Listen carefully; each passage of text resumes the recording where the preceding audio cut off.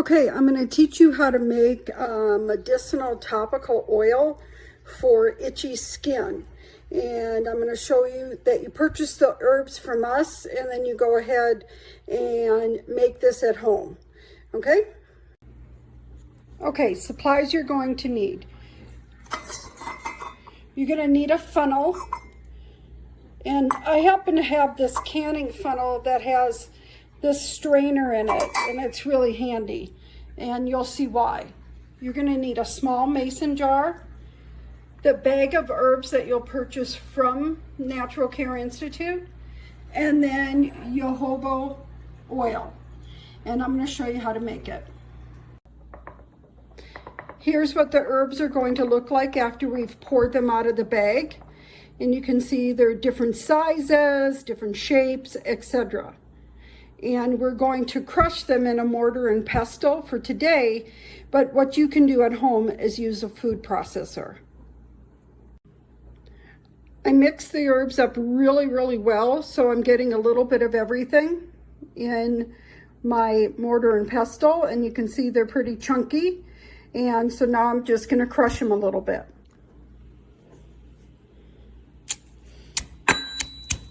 So the first thing I do is do some crushing.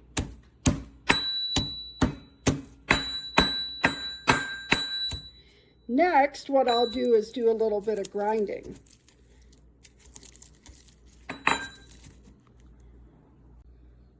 So you can see I'm just crushing them.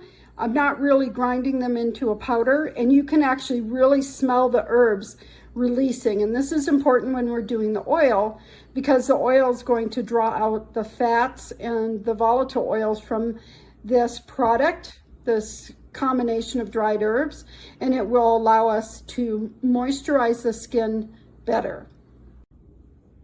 To effectively really grind the herbs up, make sure you put only a little bit in each time.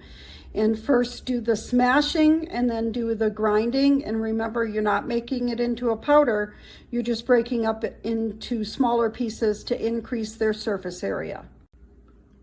Okay, so I filled the jar about 3/4 full of my crushed herbal preparation, and now I'm going to fill it up with the jojoba oil all the way to this part of the rim. You want to make sure that the herbs are covered.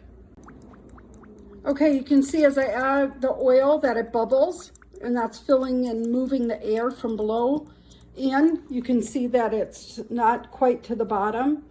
And so it's really important that you add it a little bit, and then you're going to stir it, and then you'll add a little bit more of the jojoba oil. Okay, you can see everything's covered. And there's no dry herb at the bottom. It's been well stirred. And as I move it, you can see that the herb is able to float around. Okay, see? Okay, and it's covered at the top. And it goes right about to the bottom of the rim.